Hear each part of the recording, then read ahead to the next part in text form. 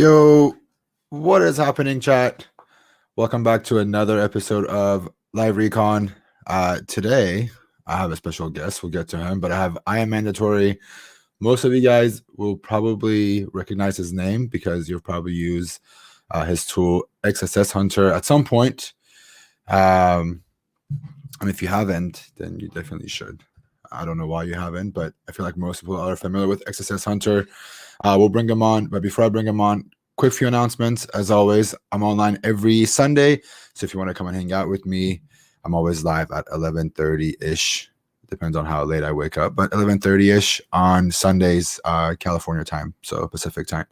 If you want to come hang out, if you see this on YouTube and you want to come catch a live show, I will be here every Sunday.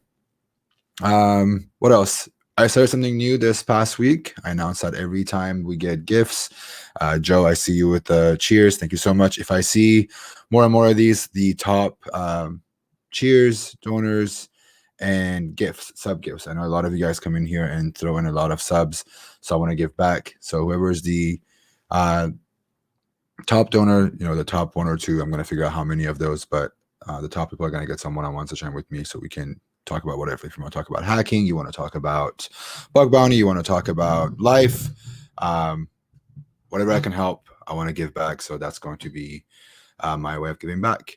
And last but not least, Discord. Come hang out with us. All the Nahomies are on Discord. All you have to do is use the Discord command, get the link, go out there.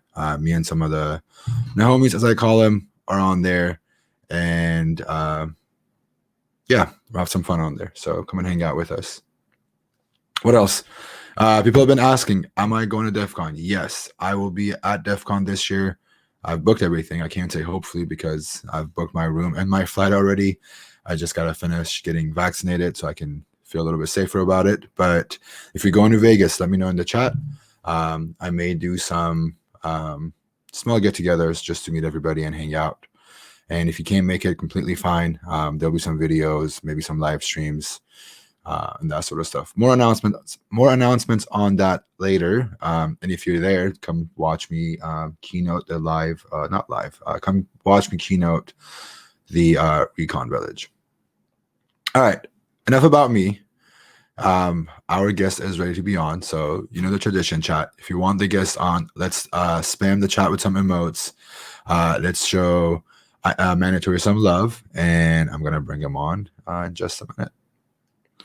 And while we do that, I'm gonna say some thank yous to Ignite. Thank you for that 17 months of being a subscriber, man. Thank you so much. I appreciate you. Joe, as always, I appreciate you, man. I always see you with those bits. Thank you so much. I appreciate you so much, man. All right, chat, you ready? Should we bring him on? All right, let's do it. What's going on, dude? I like the back. How's it going, man? Good, Thanks, good. You can hear us both. Before we get started, I want to hear and make sure you guys could hear us, and then we'll get started. How you doing, man? I know. Thank you so much for giving us your Sunday. I know it's your day off, so I appreciate it so much for being here and giving me your time. How you doing? Living the dream, man. Yeah, thanks for having me on. So people that don't know you for some god-awful reason, I'm very familiar with what you do. I'm a big XSSHunter fanboy. Tell me, who are you? What do you do, and how long have you been in this crazy, beautiful InfoSec community? Yeah, so I guess some background is, I do like full-time red teaming stuff at Snap. I run XSSHunter, which I've done for quite a few years now, actually. It's been quite a while, then I think about it. And that's just like a service that I built to sort of make it much easier for people to find, blind XSS vulnerabilities. And, I've been sort of keeping it going just because I've seen like people find really cool findings, and it's always like kind of makes my day when I see like really cool like write-ups about it. I write a bunch of open source software, stuff like that. So I feel like XSSHunter is one of those tools that's seen the insides of a lot of big corporations. Yeah, I didn't really picture what what it would totally look like when I first built it. I was like, oh, some people use this, and then seeing some of the bigger reports, it's like, okay. Yeah, thinking about the companies that I have used XSSHunter against, and then like I'm just a small piece of this pie. Like I'm probably like the 0.001% of this piece of pie. I just wonder, like, I wish there was a way of like these companies being okay with just like showing a stat of like what company has been the #1 target for XSS packet blind XSS or that sort of stuff. But I mean, thinking about it just publicly, I know like Tesla is a big one. Shout out to Sam Curry for that with his Tesla windshield. And that's a big one. I've seen people talk about Apple. I've seen people talk about some other big organization. I'm sure Verizon Media is out there because of how big they are. I'm assuming like Google and Facebook have probably made a few appearances because of how big they are. But tell me, I know the story, but I want to hear it from you. What made you want to make XSS Hunter? Yeah, so you know, back in the day, I think in the very beginning, I had sort of like, you know, I know that some people had talked about blind XSS, but it wasn't really like super popular. And you know, a lot of people I had talked to kind of always told me like, oh, you know, blind XSS, like it's a thing, but I don't think it really is that common. Like I don't think it exists very much. You know, I'd ask like, oh, well, like, do you test for it? And they're like, no, I don't. It's like, well, if people aren't testing for it, then we really don't know if it's really common. So I basically started by building a small script for myself, which I was using, and I started noticing that I was finding like a lot of like really severe vulnerabilities, and it was like stuff in like I wouldn't even expect, because I tried testing one system and it would get like a payload would get into a log system somewhere and it'd pop on like an internal dashboard, and I was like, this is totally different from what I was expecting. Yeah. And then, you know, so I started to promote this to other people, and I still heard the same thing. And you know, that these aren't really common. You know, I don't think it's really worth testing for. So that was a lot of my motivation for building the original XSS Hunter. Was just I was mad about people being like, this is not a real thing, and I was like, no, it really is. Like if it was easy to test for and people did it, like we'd find all these vulns, right? So Why did you why is it not a service? Like I know it's a free service. Why did you decide to? Because the way I think about it, there's nothing wrong with doing free. I get that you want to give back to the community and that sort of stuff, but if you think about it, people are cashing out. I know I've gone a few $10,000 to $15,000 bounties because of it. So there's got to be people that have made more than that. So there's a lot of money coming in because of the tool, and I'm sure it's not cheap to host it. You're sending out email notifications. I'm sure you're getting a shit ton of abuse emails because of people using it, and it's a lot of like stress. What is the motivation behind? I want to hear like what is it that keeps you wanting to keep it free? I know the stories are great, but I want to hear your perspective on it. yeah, this is definitely something that I've thought about quite a bit personally. It's like, oh, you know, maybe I should try to monetize the service. I think that the biggest things for me is like, you know, I already work a full-time job. You know, it's like the amount of time I have outside to like if I charge for it, I kind of want to be like, you know, oh, I'm always making updates to the service. I'm always providing the value to people, and like, you know, the amount of spare time I have outside of like a full-time job on top of research, on top of open source, it's like very little. And you know, the primary value, the reason why I've kept it up for free is mainly just, you know, I'm a big fan of seeing like people have real success with it, especially people who like, you know, haven't gotten like big bug bounties before and they get this blind success, and it's like, you know, it's really cool to see that sort of stuff. So it's mainly just been like, you know, I've really enjoyed seeing what people have gotten out of it, and you know, I already have a full-time job. I'm fine with paying it. It's definitely gotten more expensive over time, which I'll probably have to make some modifications to make it like more scalable or much more reasonable to maintain. But Yeah. Well, if you're not reading this banner right here, I'm gonna say it out loud. If you're watching this on YouTube, read this banner. If you're using XSS Hunter, go donate. Go to xsshunter.com/donate. This is not a sponsored message or anything. It's just I use the tool a lot, and I feel like because it is free, because you're using your own time and resources, it definitely deserves to be supported by the broader community.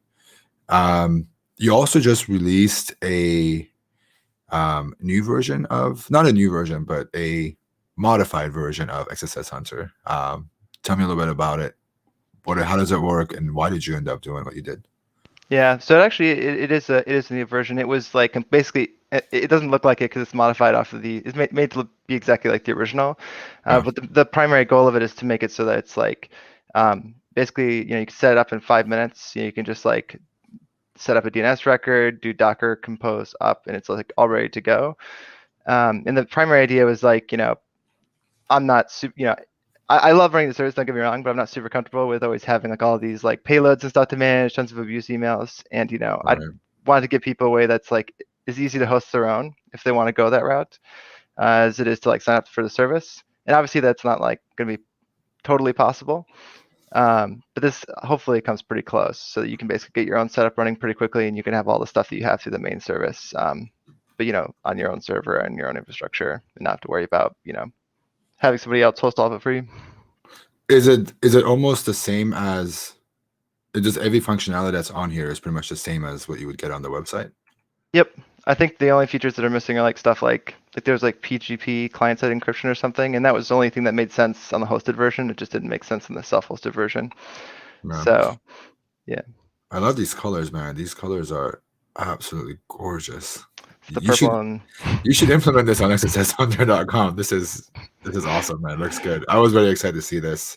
I haven't had a chance to set it up yet. I've been meaning to play with it a little bit. I feel like it's I've seen a lot of companies that have set up rules of like engagement around blind XSS that they don't want you to any longer have, unfortunately, use XSSHunter. Rightfully, it makes sense why.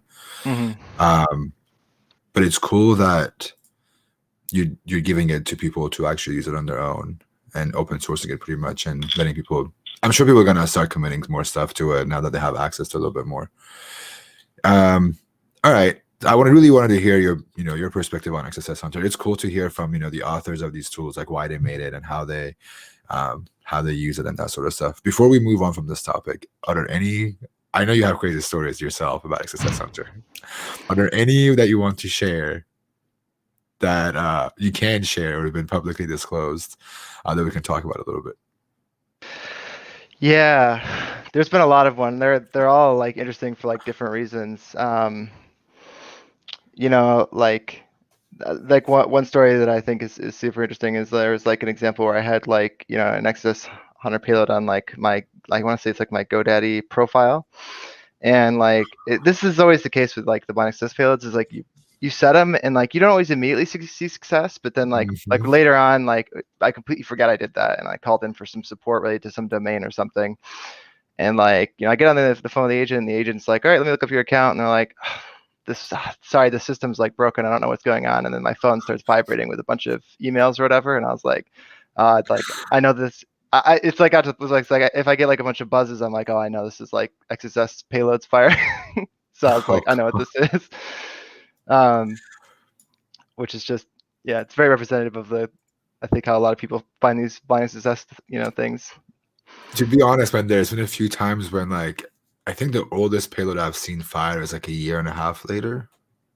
It was someone like dumping a backup of their data. This is like a big pub organization that a lot of people use. And then in their internal stuff, they were re-importing the backup into this new application. It's going to update a version of the application. And I'm just like, when did I even put this in here? I don't remember. I couldn't even remember when this was. I feel like blind XSS in general is one of those time investments. Like you just spray and pray. Just literally spray. You put it everywhere you can, and you just hope that someone you do something that your account gets flagged. Someone manually checks it, and then in the back end fires. What are some of your use cases? Like, where do you usually put your payloads? My favorite is the I think I've always talked about this, is user agent. I love putting shit in the user agent. It's one of the most underrated, like least used places for blind XSS. I feel like. What are some of your use cases? What do you use it? Yeah, so I'm a big fan of, but first of all, I do that too, because I 100% agree. Especially like there's just like log systems that are just, people don't update them because like they're gonna like, I don't want to break our logging system. So they've been, online for years and never have received an update. I try to, honestly, like the more I do it, like more creative, I try to put it in different fields. Like I'll name like device names it. I remember I've had to like, I used to have like my iPhone like name was this, and I had to remove it because it was like breaking actual services for me, and I couldn't enroll in certain like, which is like not a good sign. But dude, I don't know if you saw. So HackerOne disclosed one of my reports on HackerOne program. I have my work laptop set to a blind XSS payload on XSSHunter. And I got access to, so I actually got because of your tool, I have a CV in Airbnb's. They wrote it. It's some tool for device management. Mhm. I don't know what no, it's not Airflow. I don't know what it's called. I gotta look it up. Yeah, the device name one, I was not expecting it at all. I've worked at HackerOne for 4 years, dude, like 4.5 years almost, and this is the first time this actually worked, and then I don't understand how it worked. I'm trying to look up the name. It's insane. But go on. What else? What it's called South. Sorry, it's the South Point Four or something like. It's built by Airbnb, and the device name was what's fired, as you mentioned it. Yeah, I mean, so I think some of the really interesting ones are stuff where like there's been like one of the things I've noticed too is like I'll put it in places where data gets scraped from pretty often. And it's not like you Ooh, even really asked anybody to like do that. They just like, it's like if you put a payload on, like I have it in my LinkedIn profile, for example, and like, official policy standing, it's like LinkedIn is like nobody's supposed to scrape us. But of course, like in practice, tons and tons of recruitment sites do. And so like just accidentally from this, like I've gotten it's been a lot. It's been like maybe 12, 15 like payload fires on different sites that are just all, recruiting websites or like, stuff holy like this. crap! So I've joked about like emailing, messaging a recruiter before they reach out just to be like, I saw you were looking at my, at my. Yeah, how the tables have turned. I'm gonna message you for assert dominance, man. Yeah, I'm tired of all the messages. You got to be, go on the offense. Your GitHub makes a lot of sense now because I know your GitHub page has a lot of payloads in it. I just pulled it up to show the XSSHunter Express, and I'm like, Jesus, dude, this guy's got a lot of payloads everywhere. That's good. Yeah, I think I gotta try the scraping thing. I want to see. I feel like it would be a cool research to do. Just see how many. What are the top scraped websites, like services like LinkedIn? I'm sure like Facebook and Instagram are regularly getting looked at. Putting payloads in and see like what big companies are doing this. I've had a really, I just reminded me that I had a really, currently something that's happening. I've very, very weird experience because I have my SPF records, I want to say, for my main website are XSS payloads when you look them up. And there's like spammers that have these like mass email lookup tools and like they like, it's these large PHP applications where they like mass look up emails and spam the hell out of everybody. So there's a spammer who I regularly get XSS payload fires for that I can see is like, some remote country in like Africa who's like sending out spam and scam emails all day. And Jeez. he keeps triggering the payload. And so it's like really weird. I'm like watching this person like send ungodly amounts of spam. That is insane. I know Sam again, Sam Curry, ZLZ. He reached out to me one day and he had found like some crazy scam like phishing portal for Steam. And they had some crazy backend where it would even like find a way to bypass 2FA by sending him a 2FA, and like you would put it in, it would keep you logged in, and it was insane. And he actually tracked down every single instances of it because there had some like weird header in the HTTP request, in the response it was some like weird header that would come back, and you can just fingerprint it. And they were to get like 12 to 15 of these portals all around Shodan, and he was just going after every single one of it. He did it right up. If people want to read it, go check it out. It's incredible seeing. It's just beyond bug bounties at this point. Like it's incredible seeing the amount of like things that this is firing in. On the topic of bug bounties, do you partake in bug bounties at all? I usually don't. Not because like I'm not really interested in it, but more just like it's a time commitment thing. I have submitted in the past, but it's mainly been like, it's like a vuln that I already have that I'm like, I found a bunch of places, and it's just like the closest thing to a security contact that people have. Yeah. But outside of that, I don't think I've done much submitting. I definitely staffed quite a few bug bounty programs though, and doing responses I've and stuff. seen your name in a bunch of different bug bounty programs. Yeah. So what's your background like? Did you go to school for cybersecurity? Are you self-taught? Like, how does that work? So it's not inaccurate to say I went to college, but Okay. I dropped out after like I think I went over a year, and I actually dropped out to just like move out to the Bay Area and start working as a consultant in security, and that was a pretty interesting experience. Consulting's like definitely not an easy sort of career to to take on, but I think it's like very, very good for learning like a lot of different things.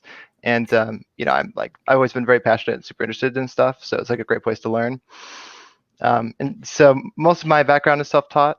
It's like a lot of it's there's not really research papers, but a lot of blog posts and random talks that I've watched, and yes, like anything else, spending a lot of time very frustrated in front of a computer trying to get very basic things working.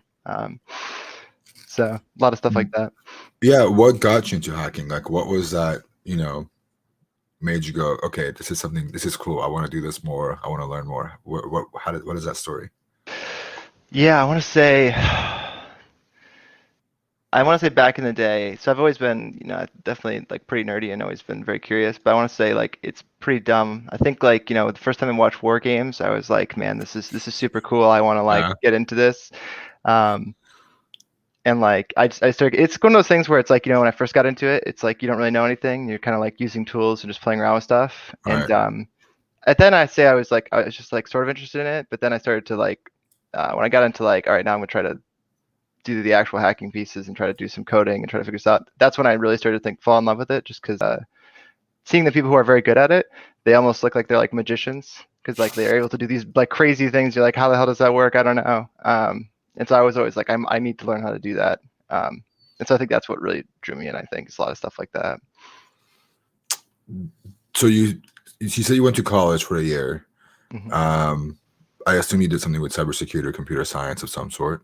Yeah, I was going for computer science, computer engineering. Oof, rough. Are you certified Oscp CH? No, I really should do that at some point, because I think it's a cool, I love the offset guys. I've done their classes before, and they're super cool. But I haven't actually done the certification. I think most of my college experience too was not exactly college. It was a lot of staying up late night doing Ctfs. So we'll talk about Ctfs. There's a huge portion of this that I usually dedicate to Ctfs, but I want to pick your brain on certs. Do you think certificates are useful for people that are trying to get into InfoSec? Do you think it's a requirement that everyone should try it at least once, or what's your take on it? Yeah, so I'll start off by saying, my perspective is very biased towards like, sort of the, tech company sort of jobs and stuff like that. Like there's a whole wider security space, which is like the more regular type companies, like home names, big chain stores. But in my experience, there are certain certs which, I think that like, I think OffSec stuff is probably one of the few certifications where people are like, oh, okay, I probably would take this as like, this is, something that we could use as a good signal. But a lot more than that, I think that, it's, I don't know if certs would necessarily play the biggest role in a lot of this kind of stuff. It's a little tricky, because I think that, there's this whole part of finding a job that is tough for people when it comes to like, I need to getting the interview is very different from like passing the interview, I think. Yeah. And the skills should be the same, but they don't end up often being. So, people like, I got my first job at a big name tech company just because, I knew somebody who like worked there, and they put me into the system, and like, so I got the interview. Now passing the interview is a different story. It's like, you have to have a good amount of knowledge, you have to have experience and stuff like this. But it can be tough to do that other piece. So yeah, I think like in some level, like, maybe the Oscp would maybe help with the first thing, just getting in the door. But in the other piece, I'd really recommend like when you're gonna like when you go into you learn the stuff, there's a lot of book knowledge, but I think I'd really recommend like writing exploits. Failing at it, being like, this is really hard. Especially when it comes to stuff like bug bounties. Like say you find an XSS, for example, and you're like, okay, cool, I'm going to submit this. Like you can go ahead and submit the report, but I would really encourage you to try to like write a POC, like that actually like does something bad with that, cross-site switching vulnerability. Like maybe it steals profile information, maybe it like does something with their account, because it's actually, harder than you think to write some of this stuff. And when you do that, you get a much stronger understanding of how everything works, right? So.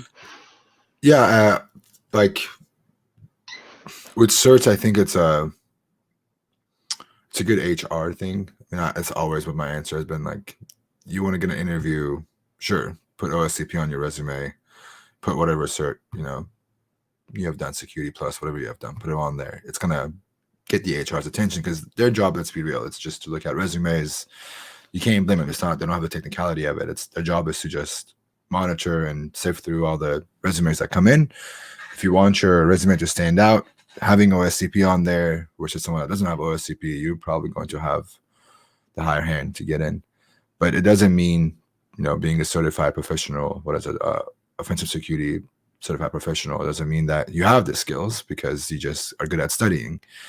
And I think personally for myself, people that ask me like, hey, I want to get into web hacking, web pen testing, what do I do after OSCP? It's just go do bug bounties, go do VDPs. Not that I'm not promoting to go do free bugs, but honestly, if you have the experience to put on your resume that, hey, I have found like an XSS on IBM, I found an RCE on Sony, I found, a SSRF on GM. If I look at that resume as a hiring manager, I go, okay, not only you have gone to learn these things on your own, but you have put in the time to go and actually get a hands-on experience. And then with that comes more experience. It comes with more knowledge, knowing in theory what an XSS is versus actually exploiting an XSS is very different, as you mentioned. And that comes with, writing those exploits. If you find an SSRF, you have to be able to exploit it versus saying, well, I know what SSRF does, but do you know how to exploit it? If you don't know how to exploit, do you know how to explain to the developer like how to fix it or why this should be fixed? I got my first job exactly like that. I submitted a XXC to a company. I got hired to do their bug bounty program with it, and then when it came down to explain to the developers what some of these vulns were, I was just like, what do I do? Yeah. What do I do? I got to get better. So that's why I use bug bounties. It's like, okay, I want to learn about, SSR, if I want to learn about XSS, whatever the bug type was. And I think you get more experience that way. It's just it's not always a one solution thing. Like, okay, just because I've done this cert, I know everything. Definitely. But +1 to the idea of like finding an XSS and then actually running a POC that does something, because that also escalates you from a, CVSS of medium to critical. If you can actually change a password and, change your email address and trigger a forget password on the user immediately. Those are the things that, it could pushes you to make more money. You get what you put in. I think too, it also, I mean, I get that it's like a big time investment, I don't think it's probably not realistic to do it for every bug, but it also does make it like indisputable that like something has the impact that it does. If you have a payload and somebody clicks on it and like, I don't know, it changes something on their account, they can't be like, oh, I don't think this works, or I don't think the impact is this, because like, it's self-evident, right? So yeah, and if someone doesn't understand XSS, they're gonna look at it and be like, cool, you gave me an alert one on my website versus saying like, hey, click on this when you're logged in, and then your password is going to be test 1 2 3 4 5 6 now. Then they go, oh shit, all right, like there's an impact here. Yeah, this is ironic. I think one of the biggest arguments for like XSS Center having screenshots, even though it's like perhaps not the most practical thing. Like when devs see screenshots of like the internal web panels, they're like, oh, somebody has access to the internal. Like it really clicks with them as opposed to just like some HTML or Yeah, it makes sense. What about so you mentioned like write a POC, write exploits, which brings me to the next question. Is like, do you think people should learn different languages in order to become a successful hacker? Just keep in mind that this is more bug bounties than hacking, but do you think you need to be a developer of some sort in order to become successful at hacking and bug bounties? So I will say that there are definitely people who are, I think, good hackers that are not extreme programmers, but I think the people who are like super strong hackers are like usually programmers as well, and there's usually a reason for that. Like I've written a bunch of terrible code. I've written a lot of web applications. I mean, look at XSS Center. It's not the prettiest thing. And in doing this, one of the things that you start to realize is like when I worked with like really strong hackers, and they sort of like look at an application and they're like, yeah, I know where the vulnerabilities are here, and they just like pull a crazy vuln out of nowhere, and you're like, how the hell did they know that? And the answer is usually like they've written applications like this, so they know how things are roughly put together, and so they know, from doing it themselves why these vulnerabilities occur, and that ends up being like really powerful, because I know there are a lot of stuff like technique sharing for bug bounty, which is super cool and valuable that people do that. But I see some of it where people are sort of like testing stuff and they don't really understand, like they say like, oh, do this thing to test for this bug, but they don't really get where that's applicable. And so it's like having this knowledge makes you understand, oh, I do this because this application usually has this vulnerability because this, in Ruby this happens, or in Python this happens, or stuff like that, right? Yeah, I think there's a difference between just gaining that experience by just staring at so many web apps until you understand why these vulns happen, where they happen, and how they happen. And that I'm personally one of those people that's just been countless hours trying to figure out how to exploit things on different web apps. And now I'm like, okay, I see this thing. This is what I'm going to look for. Like, I have a mental checklist of, okay, I see a file upload. This is what I'm going to look for. I see something that's going to fetch, something externally. These are the things I'm going to look for. These are the tricks I'm going to go down that list. And that just came from months and years of me just doing this. But, I have friends that are big, one of them, like Shubs, Shubham Shaw. I would love to be in that guy's brain for like 2 hours if I could, because he just connects things so much faster. I'm like, dude, can you like calm down a second? Like, leave some boundaries for the rest of us, my guy.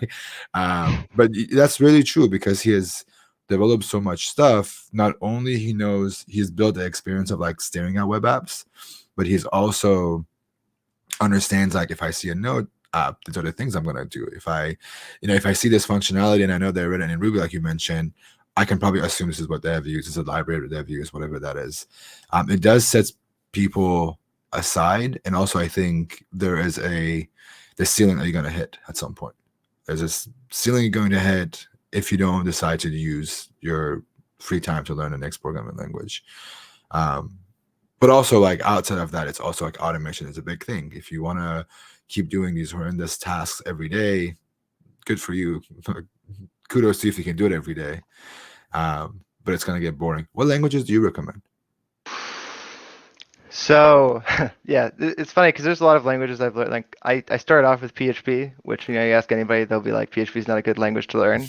Yeah, I think actually learning PHP was valuable in a lot of ways, just because, like, from a hacking perspective, like, when it comes to like knowing all the PHP vulnerabilities, like, it's very valuable to know that, because anytime I hack on a PHP app, I'm like, oh, I know this is impossible to do in PHP correctly. And but I think for beginners, I think that like Python is a good language. Like, security community seems very involved with that kind of stuff, just because it's like very simple, and I think it's good to start off with even the most basic stuff. Because when you start automating, simple vulnerability workflow stuff, it becomes hard to stop. And I think that Python's like a good starting language for that sort of stuff, just because it's more easy than some of the other languages like JavaScript and stuff like that. Well, since you mentioned JavaScript, we recommend for our bug bounty hunters, web app hackers, to put in the time and investment to learn JavaScript. Are you asking if I would, or are you saying you do? Or I'm saying, would you recommend people investing time? If so, why? Why not? Yeah, I mean, especially for web application hackers, it's kind of something that you're gonna have to learn a little bit of no matter what, because it's just, like it or not, it's sort of the language of the web now. Especially like, like at the end of the day, there are a bunch of stuff that compile into JavaScript, but at the end of the day, like, if you know how to use JavaScript and like write a basic web application with it, you'll have a much better understanding of like, this is why XSS happens, or like, even when you're trying to exploit XSS, having JavaScript knowledge is like extremely useful for that. And also, there's a lot of useful automation you can do with it in the browser as well, which I think is very valuable for web hacking. Fair enough. You brought up Ctfs. You said you mentioned you played a lot of them in college, staying up late playing Ctfs. Why is it valuable for any hacker, whether you're new, you have some hacking knowledge, to play Ctfs? Sorry, say that again. I don't think I fully caught what you're. Why do you think it's, why is it important for hackers to participate in Ctfs? Like, what value does Ctf bring to you as someone who's trying to learn, whether you're new or you're trying to progress through your hacking career? Why are Ctfs so important? Yeah, so I will say that I think there's a lot of Ctfs that are, they're capture the flag style Ctfs, I think, are the most popular. And I will note that those don't teach you to be like an amazing hacker out the gate. I think a lot of the value that I actually got out of doing these is more like, it teaches you to be extremely comfortable with a couple of things that are important. It teaches you to be extremely comfortable with approaching unknown problems, where you don't really know anything about the problem space, and you're like, I gotta solve this riddle. And they teach you like real computer skills that are like really important to know. It's like, oh, I have a random binary blob. what to do here. It's Yeah. like, okay, well, I need to look this up, and like a lot of the shared overlap with hacking is stuff like this, where it's like, you face a problem, you don't know if you're going down the right direction, you're trying a bunch of things, and that's pretty hard to do as an individual when you don't, when you're writing a program or something, you're making progress towards your goal, but when you're doing hacking and trying to figure out how to do, step forward in this process, you don't know if what you're doing is gonna have a successful outcome. And so having that resilient mindset of like, keep trying, keep persevering, keep doing stuff until you get it right. I think that's some of the big important traits that I think Ctfs teach for you. I think with like the other thing with Ctfs is that it gives you a way to try different flavors of hacking. So if you don't know, like I see people that are like, oh, well, I like hacking, but I don't know what I want to do yet. I think Ctfs gives you that idea of, okay, maybe you're interested in binary exploitation. Maybe you're interested in web. Maybe you're interested in mobile. Maybe you like doing crypto stuff. You like solving puzzles. I think a lot of that is a good place to figure out what's your niche, because I feel like a lot of people come into InfoSec and they like the idea of this community so much that they don't know where they want to go. And I think with Ctfs, you get to find your niche. Yeah, I 100% agree. It's funny too, because InfoSec is such like a niche field in itself, and so people I think come here and they're just like, they don't see just how many different areas of InfoSec you can be in, like all the different jobs you can have, all the different skills, all the different like even in like application security, it's like there are so many languages, there's so many vulnerabilities out there, like there's a lot to learn. So it's important to figure out what you like, what you're comfortable with, right? And yeah. Yeah, I never thought like I've always thought lockpicking was cool. That's like the store that I use usually until like I really had to go to a CTF. It was like B-Sites, San Francisco, and like I really had to literally go to this box, unlock it on site so we can get the flag. And I just thought like I never thought I enjoyed doing it, because it's just you sit there with a freaking lock, you just fucking going to town on this thing trying to open it. Yeah. And then this was like one of those like combination locks, and I was just like, holy crap. The combination lock, like you can actually unlock these without shoving something up to the keyhole and just freaking going against it, going like to town. Yeah. And then I was just like, holy crap, this is cool. Like I actually enjoy doing this now. I realized like this might be something I want to explore more. It's just you never know what you like until you give it a try, and I think CTFs bring that flavor. Are there any CTFs that you regularly play or you actually recommend to people to try out? That's a great question. I don't play them nearly as frequently as I used to. I know I played in like, I played in occasional ones where I've gotten invited. Honestly, my experience in college was we mainly did, there's CTF time, which has like a bunch of like calendars and stuff to like sort of find the next CTF to play. And so there's a bunch of us just like trying to play as many of those as possible. And yeah, I wish I had specific names to recommend, but I don't think I have anything off the top of my head that I thought, we played a lot of hodgepodge ones, some of them that only existed for one time, but. Do you do any other Pico CTFs? Have you done any try hack me hack the box stuff? Yeah, so I've done, there's been a couple of things. I like the, I think it's like Pentester Labs. They have like cool VMs that are like hack me's. I think those are pretty cool. Yeah, I've done all the, as you can imagine, like earlier on, I've done a lot of the hack the site sort of stuff. Oh, hack the site is great. It's very old school. Like I think I did that like way back when. I think all these are super valuable. I say that, some of them again are teaching you the basic skills to just be good with some of the tools that you're given. Like you're like, oh, I need to modify this request or something. That's fairly challenging for somebody who hasn't used any of these tools before, and just learning how to do that is valuable. And then there's like stuff like I think like Pentester Labs challenges, which are like very practical. I'm going to find this vulnerability on a engagement sort of thing. Yeah, I think so you said like back in the day, not to sound old, but like hack the site was probably one of the only like realistic places back in like the 2006-07s where you could learn stuff. Like there were what do we call it, missions or something like that. They had you had to like go hack a bank and like do a CSRF of some sort or whatever it was. I think those were the only resources that were available. But now you see stuff like Pentester Lab, Try Hack Me, Hack the Box, Hacker 101, bugbounty.hunter.com, all these different resources. There are a lot more of them.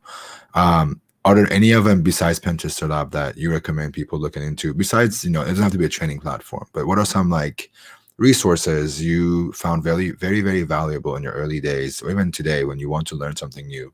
The obvious one's Google, I get it, but some of the books or platforms, things that you have done to, learn new stuff?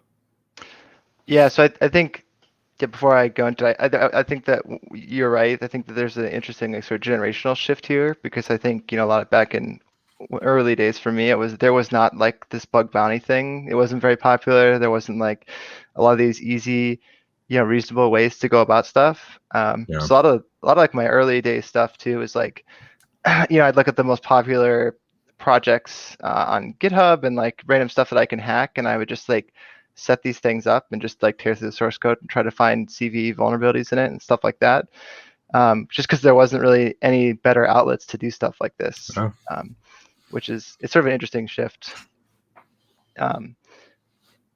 As far as like modern day stuff, I still would definitely advocate doing that if you want to find like, because I think if you want to, I'd say that's a point where like if you have some skills already, like you've gotten a small base of skills together and you're not like starting out, then I think like trying to find, don't do it just for the CVs, but do it just because you want to get better.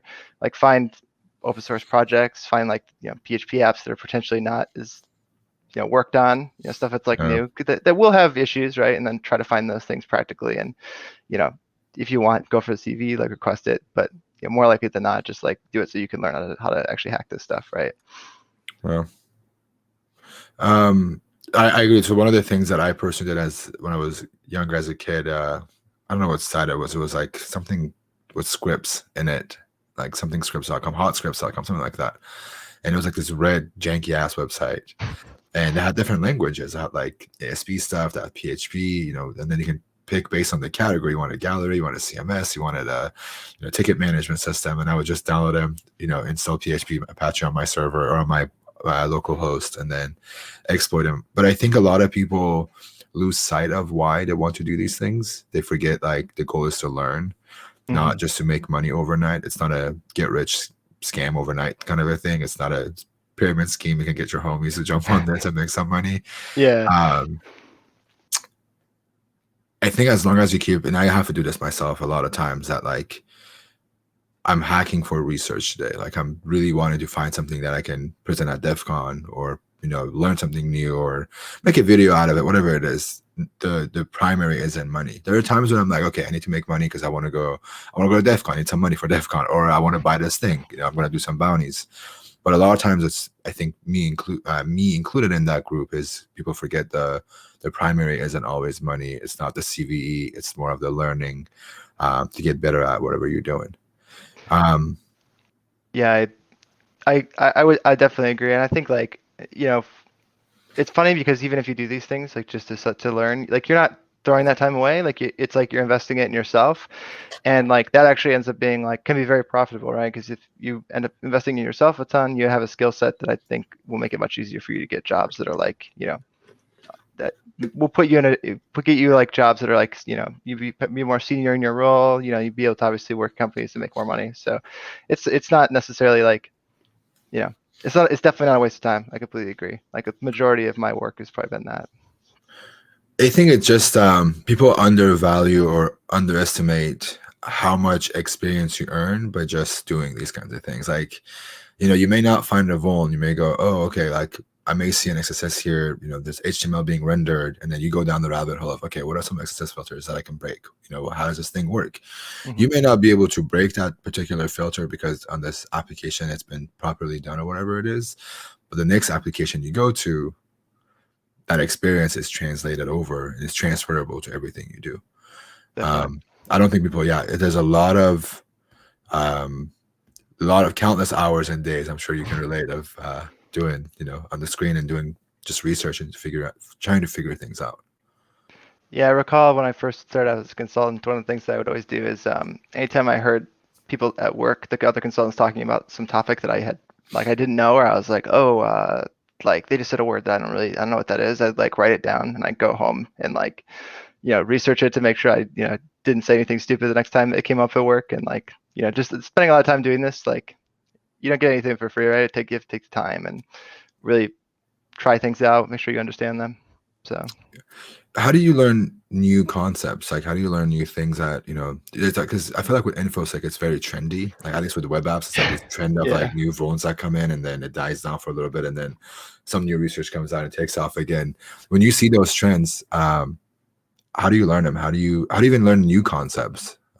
What's your way of like learning things? Yeah, so for me, I definitely have like a sort of a mental, when it comes to any topic, I have sort of like this mental categorization of like how well I understand something. Yeah. And there's like different tiers. And like the first tier is sort of like, I've read about it a little bit, but I'm not super familiar with it. And there's sort of like the higher tier, which is like, hey, I've read deeply into it. I have a very good book knowledge of this. But Yeah. that is not enough on its own a lot of times. And then it's like, okay, well, like the highest tier, I think in my experience is like, okay, well, like I've actually done this myself. There's like the level of like I've like reproduced this vulnerability. I've like actually exploited it. I've like seen it front to back, and I understand the full process. And then I think like the highest level would be like, I've found this vulnerability myself in a new, unique way, and now I really understand how to apply it in practice. And that's like the highest level. And I will say that like you don't have to know every single vuln on the planet. Right. It's also fine to, there are a lot of domain specific stuff that like, if you know enough to just say like, hey, I encounter this. I encountered a situation where I think this would be practical, and then you take the time then to learn it. Like that's also, I think, fine. Aside from like the very basic categories of vulnerabilities, right, where I think you should probably put in the effort regardless. Yeah, I think there's it's good to know, like, it's like being a Swiss Army knife. You know a bunch of different things. Like I personally know maybe a handful of vulns, you know, that I can for web. There's not that many, let's be real. It's like maybe 10 different categories. You know them all, but there's like those 2 or 3 that you become really, really good at. Those becomes your strength. And then the other ones are just like you actively look for them. If you find them, you find them. And if you don't, you don't. But also like it takes a lot of time. I just want to keep echoing that it takes a lot of time. And with hacking, learning is a continuous thing. It's not okay, I read the web applications hacker handbook, I'm done learning, put it away. No, you're just gonna have to push yourself. It's always like a mystery of solving a puzzle or, you know, figuring out what the next steps are. Yeah, I think it could be very hard to, like, I remember starting out too, like there's a lot of like sort of like mental stalling involved where it's like I knew I wanted to learn something but I didn't really get it, and it was like very hard, and I was annoyed that I wasn't getting it. And so I would have like a mental block where I'd be like, my mind's like, no, I can't, I'm unable to learn this thing. And it's like, am I unable to learn it? No, it's like it's hard, yeah. And it's like I'm like avoiding it. And I think like getting yourself to be very good at being sort of like self-honest, to being like, all right, you know, I Yeah. think the best perspective you can have is like you can learn anything. It's just a matter of like how much time you're willing to put in, right? And some things take a lot more time than people expect. And if you're not willing, if it's not worth it to you to put in that time to get that thing, like that's fine too, right? There are people who invest their time in endless ways, right? So Yeah, it's also an investment at the end of the day. You know, if you want to invest your time into you, good for you. Otherwise, like it's never going to, unless you want to put in the time, is what I'm trying to say. If you put in the time, it's going to happen. And if you want an overnight success, and I feel like it's like any industry, it's not just with hacking, um, that you're not going to get it, to be honest. You just have to put in the time. yeah. Do you regularly use any tools? Are there any, you know, particular tools that are in your tool belt that you regularly do in your engagements? Especially more focused on web, but what are some of your tools, your favorite ones? Yeah, so I definitely think I'm not alone, and I use a ton of burp. Mhm. Like web application stuff, like I always have burp open. A bunch of I use a bunch of random burp extensions. It tends to be like extremely useful just to like not only just like to find vulnerabilities, but just to understand how web application works for the first time. You know, I find very often too doing sort of the red teaming stuff. I find more and more that I meant like getting very good at gluing different tools together becomes a very useful skill, because there's a lot Yeah. of situations where I have to do like exploitation where it's like there's no tool to do these two vulnerabilities combined together at once, and I have to like write some glue to make it work. So I'd say like I use standard tooling like that. I have a bunch of the basics like like I use like Trufflehog, for example, to find secrets. I have like all these sorts of tool sets sort of available to me, SQL map, whatever it is. But I'd say probably the biggest tools are like like burp, Chrome developer tool, like all sorts of stuff like this, right? Okay, let's talk about Burp Suite. What are some of your favorite plugins in Burp Suite that either it's for productivity, for exploitation, that you think people should look into? Yeah, good question. So I think that there's a couple. I think one of the ones that's dumb, but I think is very useful is I won't know if I remember the name of all these logging extensions or all these extensions off the top of my head, but like there's a one that like continuously logs all of your burp stuff so that you can look it up later. I super Plugin plus recommend. plus? I think that's what it is. Yeah.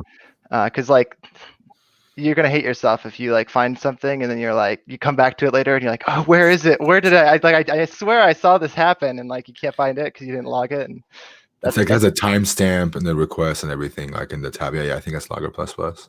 yeah.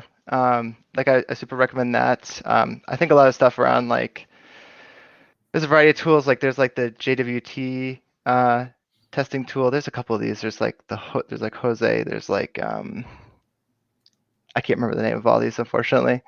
I wish I could probably actually pull up some of them on the side, but Do you use a lot of like tools that are more around productivity, or are you using more tools that are helping you exploit things or identify things, or is it a mix of both? I'd say it's a lot of like so there's like a certain class of extensions which I think are valuable for stuff that like they save you like there's certain stuff where it's not realistic to test it out every single time, and especially if it's a passive bug, like Yeah.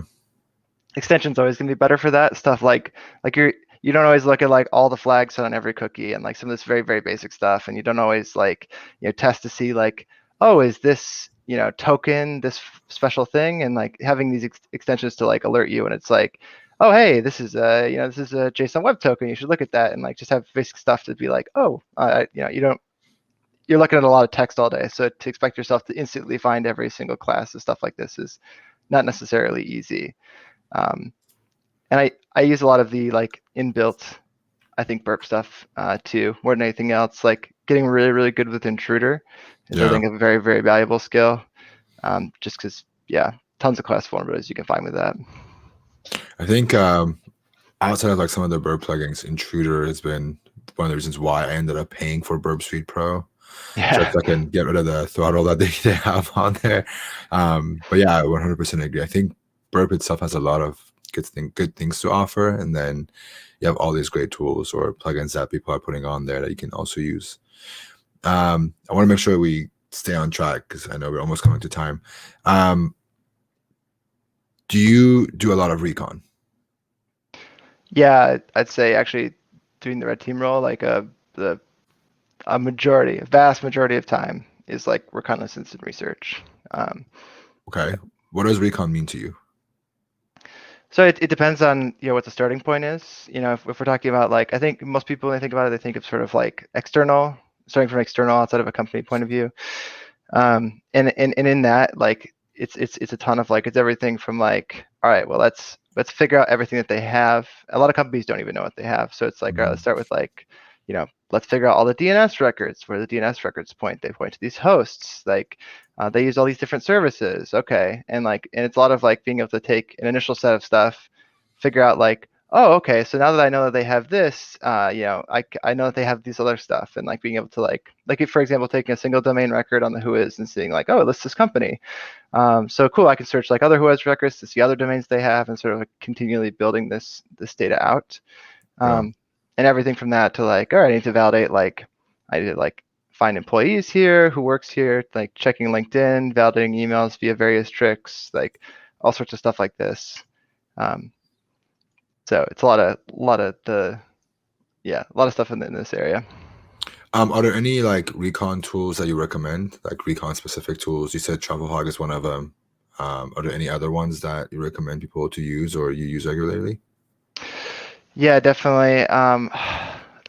There's actually a lot. I think that so there's stuff like there's a lot of services and sites. I want to say like the DNS brute forcing tools are really really good. Yeah. I forget what the one I'm trying to think of is. One I use. Oh yeah, Subroot. I use a ton of. Super. I combine this data with stuff from like Census is pretty good. Yeah. To like use certificate transparency has been very valuable for finding new hosts, stuff like this. I think that like you said, TruffleHog is very useful. I think that mass screenshot tools are also very very helpful when it comes to like like a big Like part of which it. one?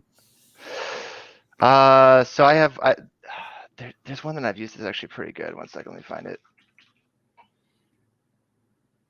Called Electric Scan. It's the one that my friend wrote that I've used. There's a bunch of these out here, and all of them are actually not too bad. But that's been pretty good. I find that it's often a very big game of numbers when it comes to like external reconnaissance, where it's like find as much as you can, take all of this information, like do a good way to like mass look at it, find out what's most immediately interesting, and then sort of like go into that, right? Just narrow it down. Yeah, so a lot of it for me has been like, okay, well, let's figure out everything they have. So it'll be like finding out the core domains that they have, taking that, finding all the subdomains of that, finding all the hosts, everything, and then taking that huge data set and like screenshot every web host, port scan the whole thing, like get a huge amount of data going, and then like filter that down into what's interesting. That way, like you spend your time really going after like what the core, the easy low-hanging fruit first, and you're not spending time doing complex hacking stuff if you don't need to. You said you said something about finding out what's important and like narrowing it down. What are some things that indicates a particular subdomain or a screenshot or an HTTP request is a good place to start looking? Yeah, so I think the biggest thing that usually makes me excited is just like if it's you know, it definitely the older it looks is the more exciting it is to me. If it's like especially if it's like a panel that's like a crappy enterprise web product or something, I'm like, oh, this could definitely be interesting. And on this topic too, I'll note that like I've had a lot of very cool hacks that have been found by me reading documents that are not. That's not hack. It's not like crazy hacking. It's just like me reading the documents for some enterprise software until I find out. I'm like, all right, default password is this. I can do this. Like, stuff like that. I also find, anything that looks like it's an internal corporate thing as opposed to like the thing you're looking for really is like something that people don't expect to be public or something that isn't prepared to be like, isn't as hardened as everything else that they have that they expect to expose to the public, to everybody, right? So anything that looks more internal than they intended is like always a big bonus, right? Yeah, I think those are very, very good places. Like the internal stuff is always a gold mine, especially when like you find the host, but you can only access it by IP, and then you realize like, oh, it's sitting on like corp.site.com. Why is Yeah. this accessible, right? Like who messed up here? There's a lot of internal access are always a priority for me personally, and then the older they look or like the jankier the site looks, I think those are really, really good places to look at. Also like dev sites, staging sites, QA sites, and that sort of stuff.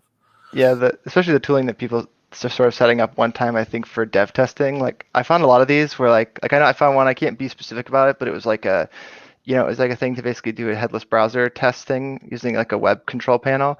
And like it was just something a developer set up once to just like try out this service. But they definitely didn't know it was exposed, and I could use this to like sort of browse their internal network using this like Oof. headless browser.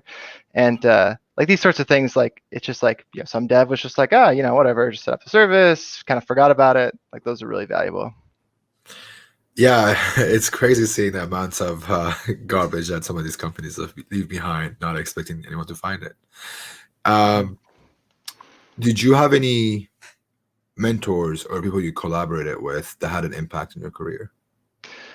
Yeah, so I think that I've learned from a ton of super smart people. Like even working with shops, like I think we like working like having worked together on stuff. Like you learn a lot of each other's techniques, and I think that's been very valuable. I had a Malik, the person that wrote, I think the screenshot tool that I mentioned. Like he was definitely a big presence in like hacking on stuff together. Learned a ton there. I've worked with, yeah, I'd say more than anything, like working with other like hackers and like, how do I put this? Like, I mentioned this before, but like when you find somebody who has a good, unique technique, it's not a crime to be like, to learn from that and to use it yourself. And like, I think you should always give credit for stuff, but it's important to like always like be open-minded. Like I always try to be very pragmatic where it's like, don't think that you know everything about everything. Cause I've seen people try techniques which people are like very skeptical of and they end up finding bugs. And I'm like, I mean, if it finds bugs, like, it's obviously not too bad, right? So like something to learn here. Yeah. So just keeping that mindset is important. Why is it important to like collaborate with other people though? Like I want to hear your thoughts on like what impact it has to be able to collaborate with other people and that sort of stuff. Yeah, so I think like the biggest thing that collaboration has done for me is, you have an expertise area and they have an expertise area. And I think that when you collaborate on like hacking stuff, like you get to really see where they shine and you get to learn and sort of like take that in yourself. Like I've worked with people who are like very good at like, hacking certain types of applications or like, be like internal sort of like network attack stuff, like Windows hackers that can do escalation and like domain admin stuff. And like, it's mutually beneficial. And I think like understanding like not even all the hacking that they do and the specific like tactics that they try, which I think you should always be absorbing. It's like their attitude, their approach to problems. Like I've even learned stuff like this is how I organize my hacking from people who are very, very organized, because I'm like, I noticed that like I have this problem later when it comes to like trying to figure out where the hell I put my notes on X, Y, and Z, and like they never have that problem, and I admire that, right? So it's like I'm going to take that skill and steal it from them, right? So. Yeah, I think there is a lot of value in just seeing the other person's perspective. Yeah, exactly. Like, how do they approach the same problem as you? Because you realize sometimes like your approach is not the best, or there's some flaws in that approach. And same thing with them. Like they may think your approach is very valuable, but I think perspective is a huge part of all this. Yeah. How do you balance your life? I'm sure, between working full time, your open source projects, research, having some sort of social life. How do you manage it? Do you have a routine every day? Do you have, days that you dedicate to yourself? How does that look? Yeah, so this is something I don't think I've always been good at, and I think that like it's something that it's something that you can maybe get away with not doing well for a while, but it will build up on you as time goes on. Like if you're not spending enough time having enjoying life, and I think it's something that I think that can happen is people are very they spend all their time trying to study and like learn stuff. They don't spend any time like getting out and being social. I think it's important to do that as well for both mental health reasons and like it's just important to be able to be social with people and collaborate with people and stuff like that. Like I have distinct memories of being like, even in college where I'm like, all right, I've been a shut-in for one too many days here. I need to go, do something social with people so that I'm not, Yeah. completely forget how to be a regular human being. But I think, for today, for me, it's a lot of like making sure there's firm boundaries around work, that I'm not like, staying at like work and working way too late. It's like putting strong boundaries on that, setting time to have like personal research and being like, make sure that I have that time where I enjoy it. And giving yourself sort of ample time to do what you actually enjoy and not putting too much into one or the other, right? Do you deal with a lot of burnouts? I personally find that it waxes and wanes for me. Yeah. And I noticed, I think, early on it was like much more like I just always had endless energy to do things. And I think, especially during the pandemic, this was something that I think I think is maybe a common thing, but a lot of people, like, and myself included, hit sort of like a wall with like, it's like, when you have zero social interaction, like you kind of hit a wall of just like, it's very hard to do the things that you're passionate about. And also like made me realize that like, it's okay to sort of have these periods where you're just like, you're not doing all this crazy stuff. It's okay to have time where you're just sort of working on yourself and you're just like it's okay. Like just because you see any tweets about people doing stuff all the time, like that's always going to be the case. There's tons of brilliant hackers. Like just take the time to feel right and like want to do it again, right? So you mentioned there's a ton of cool hackers, and I feel like this is a good transition into the imposter syndrome. yeah. Do you still, at this level of your work, deal with imposter syndrome? Yeah, I mean, funny enough, it like definitely still happens to me.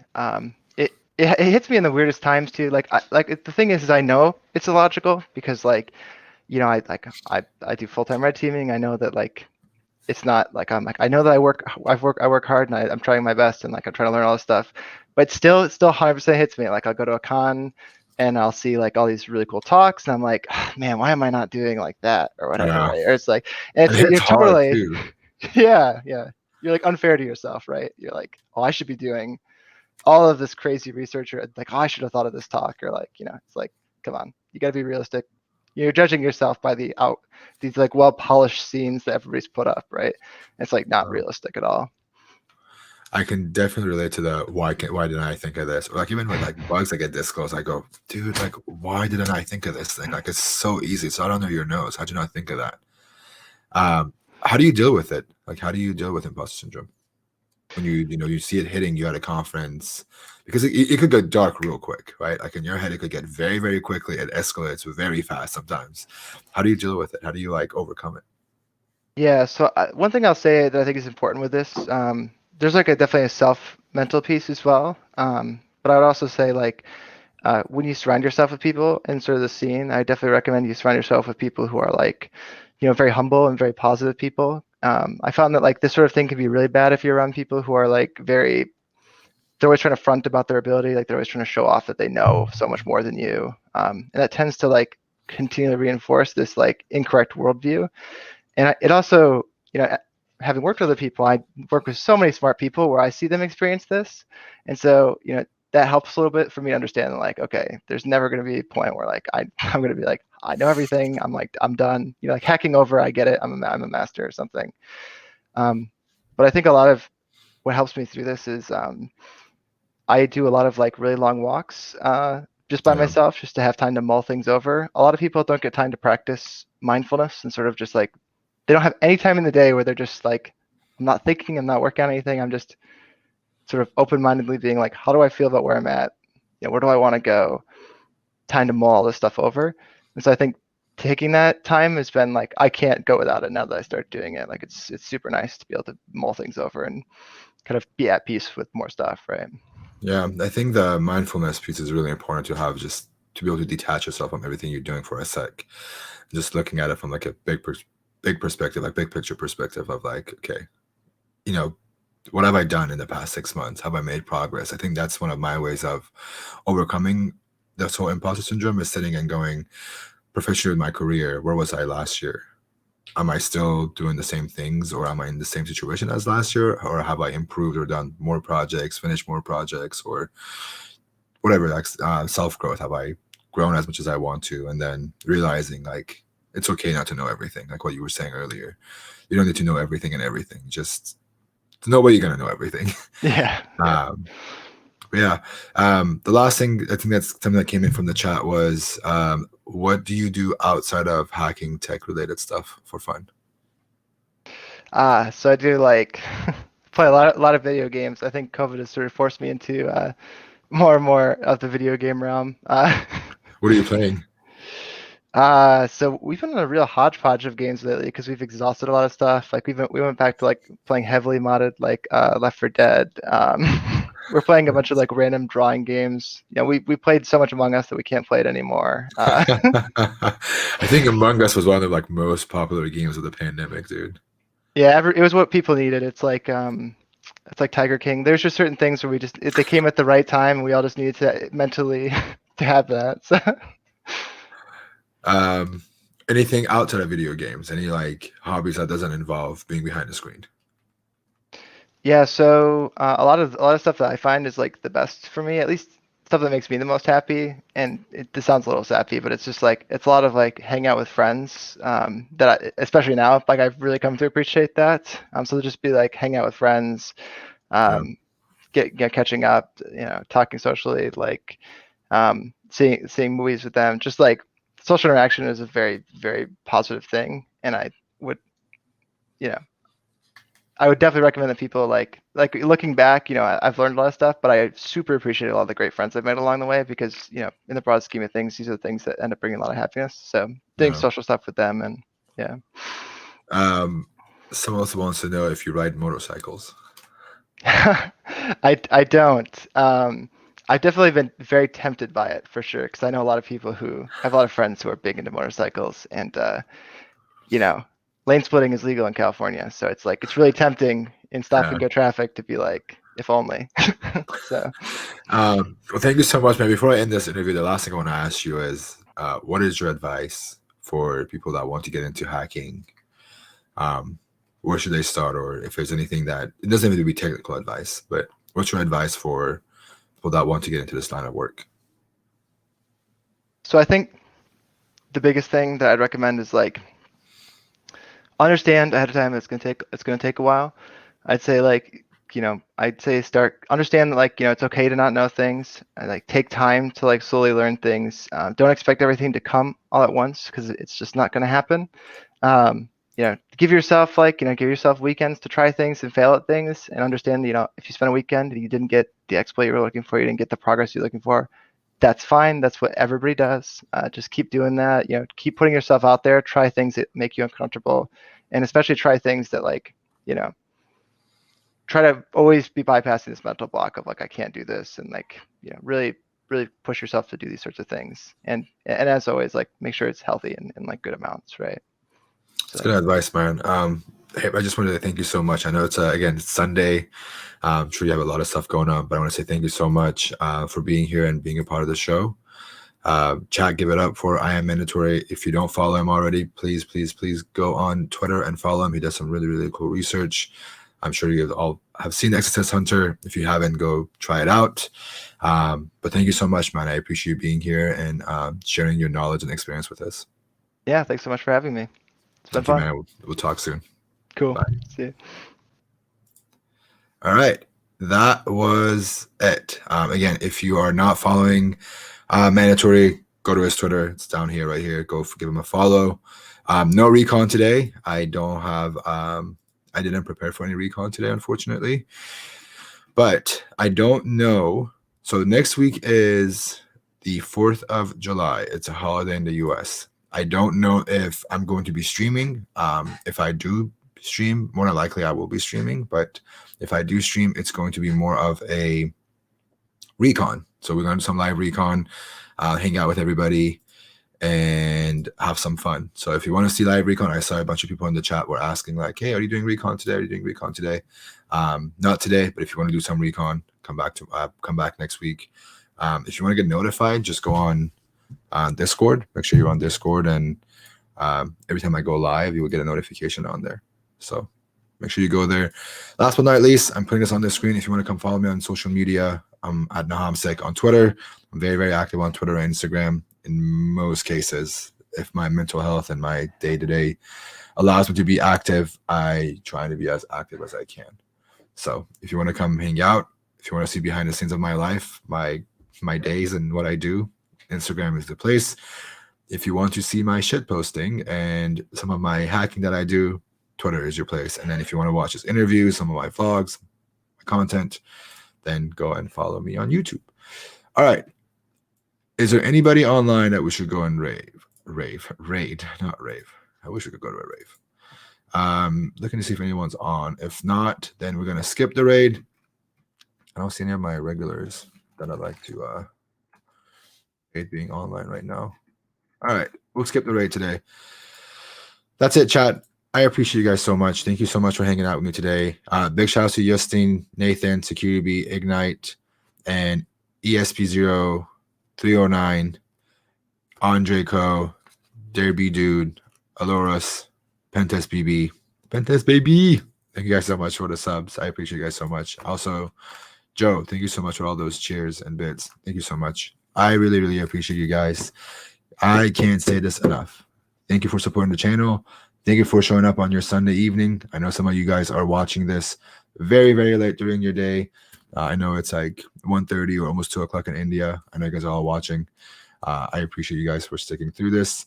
I know it's getting late night in Europe, and I know some of you are probably just waking up on the West Coast. But regardless, I appreciate you. I can't say thank you enough. If you are going to Vegas, let me know. I want to meet some people, grab some drinks, hang out with everybody, and that's it.